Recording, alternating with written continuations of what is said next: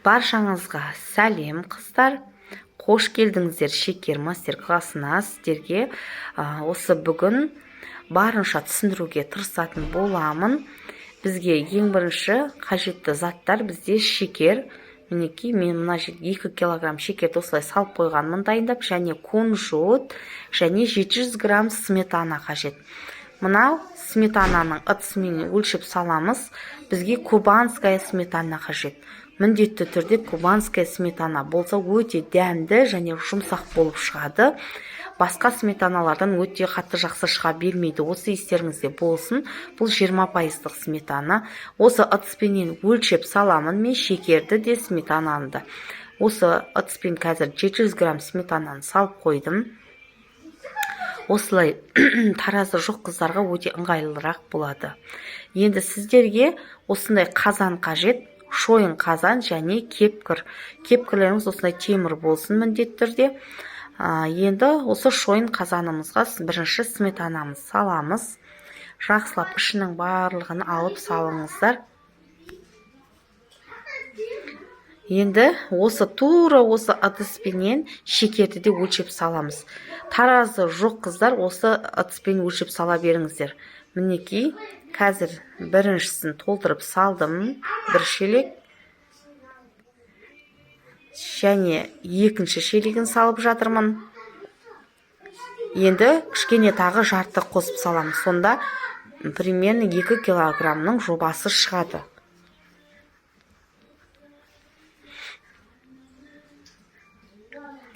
Осылай салып, енді жақсылап араластырамыз.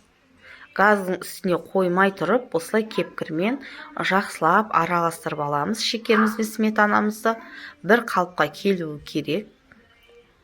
Кішкене шекеріміз еріп араласып кеткенше. Басқа кепкілерді қолдануға өте ыңғайсыз болады қыздар, және қолдарыңызға қалың майлық ұстаңыздар. Бұл өте ыстық болады. Қолдарыңыз күйіп қалмас үшін қалың майлықтар алып алыңыздар қолдарыңызға. Енді мінекей газымызға апарып қоямыз.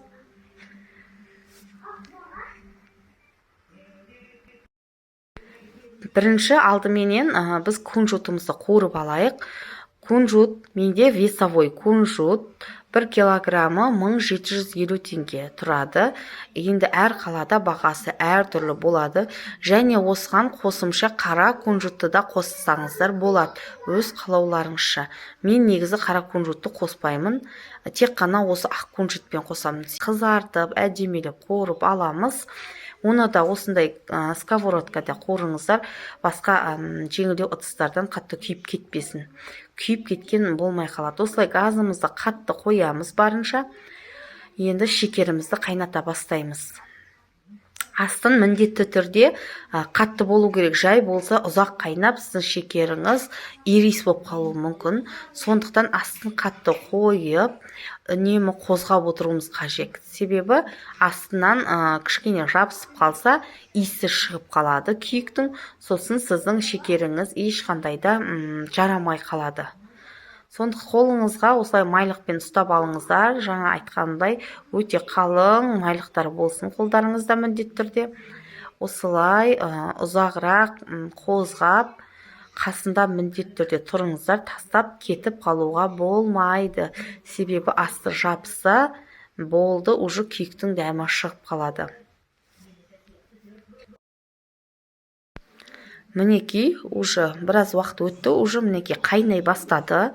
Осылай бұрқылдап тұрып, уже қайнай бастайды. Сол кезде кунжуттарыңызды қосып жеріңіздер. Мен осындай ас қасықпен 3 қасық қосамын. Егер де бұны осы уақытта қоссаңыздар да болады, одан кейін пісуге дайын болып қалған кезде қоссаңыздар да болады. Ол өз еріктеріңізде, ешқандай бір артық әсері болмайды. Дәл осылай ары қарай қосып, араластырып қозғап тұрамыз. Қазір қазанымыз өте жақсы қайнап жатыр. Осы қайнаған күйінде тоқтатпай 20-25 минуттың ішінде уже қайнап дайын болады. Түсі қоңырқай болып, уже біліне бастайды және қоюлана бастайды. Сол кезде газдан алып, жерге тақтай қойып қойыңыздар, дастархандарыңыз күйіп қалмас үшін. Сол тақтайдың үстіне қазанмен көтеріп апарып қойыңыздар. Және балаларғадан сақ болыңыздар. Өте қатты ыстық болғаннан кейін күйіп қалулары мүмкін. Сондықтан балдарыңызды кішкене алысырақ ұстаңыздар. Мінекей қыздар, түсі мінекей өзгерді, уже қоңыр бола бастады. Осылай қоңыр түске айнала бастайды және қоюлана бастайды. Сол кезде уже біле бастайсыздар, ақ көпіршіктер шыға бастайды мысалға, иә. Сол кезде өздеріңіз істеп жатқан кезде байқайсыздар, уже дайын болып қалды деген сөз да. Уже көпіршіктер шығып, ақ көпіршіктер тарағасын, уже дайын бола бастағаны. Осылай түсі өзгереді және осылай қозғаған кезде, осы кезде әсіресе қатты шабысу процесі осы кезде көбірек болады. Сондықтан осы кезде тоқтамай жан-жағын жинап осылай қозғап тұрыңыздар.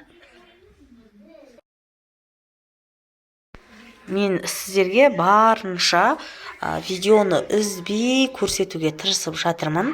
Сіздерге түсінікті болу үшін арасын үзбей осылай видеоны кішкене ұзақтау болса да полный до конца көрсетіп жатырмын. Сіздерге осылай түсінікті болады деген ойдамын. Мінекей уже біздікі дайын болып қалды. Мінекей енді қазір газымды өшіріп жерге аламын. Сол кезде тағы да дәл осылай қозғайтын боламыз. Мінекей дәл осылай қарап алыңыздар, осындай көпіршік болып тұрады. Енді аламыз. Менде форма осындай силиконовый формаға құямын мен. Үнемі тақтаймыз үстіне әкеп қойып қазанымызды жақсылап тұрып осылай жерде де тағы да кішкене суығанша осылай қозғайсыздар. 3-4 мәрте осылай жерде қозғап алыңыздар. Ыстық кейінде бірден бұрқ еткізіп құюға болмайды. Ол кезде сынып тұрып басылып қалуы мүмкін. Осылай кішкене суығанша, қатты суытып емес, кішкене ғана қозғаймыз. Менде силиконовый формаға құйып шығамын. Майламаймын, силиконға білесіздер, жабыспайды ешқандай да. Өздеріңіз үйлеріңізде қандай ыдыстарыңыз бар, әзірге соған құя тұрыңыздар. Егер де сататын болсаңыздар, егер де осы шекерлерді жасап, осындай формаларды алып, соған қарай ақшаларыңызды есептейсіздер. Мен өзім тура осы 4 бөлікке бөлгендіктен, осында 4 бөлікке есептеймін ақшасында. Мінекей осымен біздің шекеріміз қазір дайын болады. Ары кеткенде 5-10 минуттың ішінде тез қатып қалады бұл. Сондықтан тез құйыңыздар қазаннан. Ұзақ қазан ішінде де тұрып қалмасын. Қазір енді аламыз. Кішкене суса болды. Формадан шығарып, уже дайын қыла береміз. Мінекей қатты. Мына жерде менде уже видеода қатты. Енді осыны төңкеріп аламыз. Ешқандай жабыспайды. Силиконның бір жақ жері осындай кішкене сынықтар болады. Енді оған еш нәрсе қылмайды. Мінекей осылай қыздар, барлығы өте оңай. Сондықтан қорықпай жасай беріңіздер. Барлығыңызға сәттілік тілеймін. Жақсы саудаларыңыз болып, осылай шекерлерді жасап, өз пайдаларыңызға жаратыңыздар. Барлықтарыңызға рахмет.